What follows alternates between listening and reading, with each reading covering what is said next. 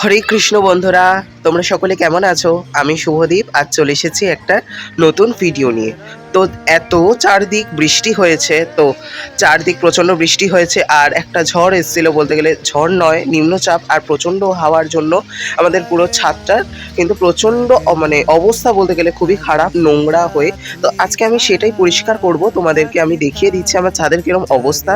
তারপরে চলো ভিডিওটা শুরু করছি। বন্ধুরা দেখতেই পাচ্ছ আমার ছাদের এই অবস্থা।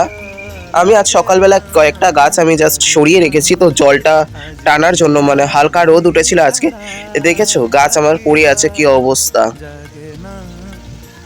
প্রচন্ড অবস্থা খারাপ, চারদিকে জল শুষে নিয়েছে, মানে কি স্পট পড়ে গেছে। ওই কয়েকটা গাছ আর কি সাইড করে রেখে দিয়েছি।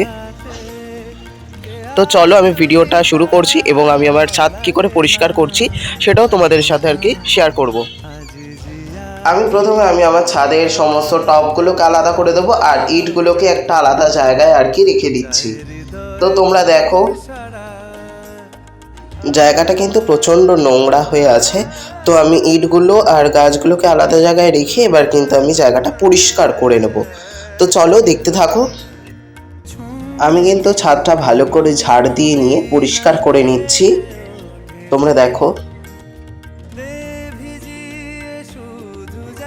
ছাদটা সামান্য কিছুটা পরিষ্কার হয়েছে, এবার আমি আর কি গাছগুলো রেখে নেব, তাও যতটা পারা যায় ততটা করব। এবারে কিন্তু ছাদে গাছ রাখার পদ্ধতি বা সাজানো যেটা বলাই যেতে পারে না কেন, সেটা কিন্তু একটু অন্যরকম করব। মানে প্রবেশ পথে রাখবো আমি হচ্ছে এরিকা গাছগুলো, ঠিক আছে? তো তোমরা দেখতে থাকো কি করে আমি এরিকা গাছগুলো রাখছি। আর আমি ইট পেতে রাখি কারণ যাতে জলের স্পটটা যাতে না পড়ে, ছাদের ওপর অনেক সময় ড্যাম্প পড়ে যায়, মানে সেইটা যাতে না হয় আর কি, তাই জন্য আমি ইটটা ব্যবহার করে থাকি। তো আমি এখানটা ছাদ দিয়ে ঢোকার জায়গাটা করে আমি এখানে এরিকা গাছটা রেখে দিয়েছি। এটা আমাদের প্রায় 3.5 বছরের মতন পুরনো এরিকা গাছ। আর এইটা হচ্ছে, আর এইখানে যে এরিকা গাছটা রয়েছে এইটা কিন্তু 1 বছর, 1 বছর নাহলে 1.5 বছর এইরকম আর কি পুরনো হবে গাছটা। বেশ ভালোই ঝাঁকড়া হয়েছে। এখানে আরও এরিকা গাছ আছে, এগুলো রিসেন্টলি ইয়ের করা, মানে 6 মাস মতন হয়েছে আর কি গাছগুলোর। তো আবার কাল সকালবেলা তোমাদের সাথে দেখা হবে, এখন সন্ধ্যা হয়ে গেছে অনেক। তো চলো আবার কাল সকালে তোমাদের সাথে দেখা হচ্ছে। মর্নিং বন্ধুরা, হরে কৃষ্ণ। আমি আবার চলে এসেছি, তো আমার পেন্ডিং যে কাজটা পড়ে আছে সেটা শেষ করার জন্য। তো চলো পেন্ডিং কাজটা এবার শুরু করি। তো বন্ধুরা আমি কিন্তু এই জায়গাটা, মানে এই পোর্শনটা আর কি এইরকমভাবে কিন্তু আমি সাজিয়ে নিলাম। একদম শেষ প্রান্তে আর কি আমিও কিন্তু শেষ প্রান্তে কিন্তু এরিকা গাছগুলোকে কিন্তু রেখেছি। ওদিকে দেখতে পাচ্ছ শুরু বা প্রবেশ পথের সামনে কিন্তু এরিকা গাছ দিয়ে শুরু হয়েছে এবং শেষ প্রান্তেও কিন্তু এরিকা গাছ দ্বারা কিন্তু শেষ হয়েছে।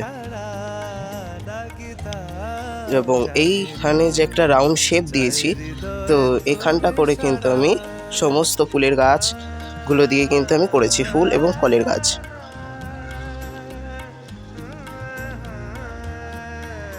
তো আমি কিন্তু এই সামনের রোটা কিন্তু ইনডোর প্ল্যান্টস দিয়ে সমস্তটা বর্ডার মতন করে দিয়েছি, যেহেতু এখানে জামা কাপড় মেলা হয়ে থাকে তাই জন্য এই সামনে আর কোনো গাছ রাখিনি। আর আমি সামনে কিন্তু একটা পেতে দিয়েছি। আর এটা হচ্ছে আমাদের ঢোকার কিন্তু ছাদের যাওয়ার আর কি জায়গা, মানে আমাদের পোর্শনে যাওয়ার কিন্তু এই জায়গাটা।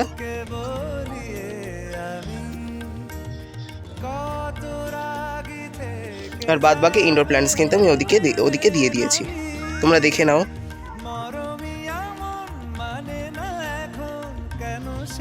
মধ্যিখানটা রবার গাছ দিয়ে দিছি, আর চারদিকে হচ্ছে তুলসী গাছ, আর দুই সাইডে দুটো স্ন্যাক প্ল্যান্ট, একটা গ্রিন একটা ইয়েলো, আর ওদিকে আছে হচ্ছে অ্যাডোনিয়াম, আর এদিকে একটা ইনডোর প্ল্যান্টস আছে, আর এদিকে রয়েছে হচ্ছে অ্যাসপারো।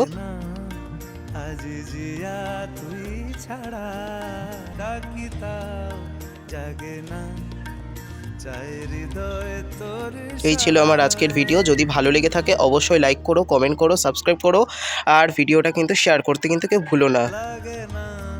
তো চলো আজকের মতন এই পর্যন্তই, আবার দেখা হচ্ছে একটা নতুন কোনো ব্লগে বা নতুন কোনো ভিডিওতে।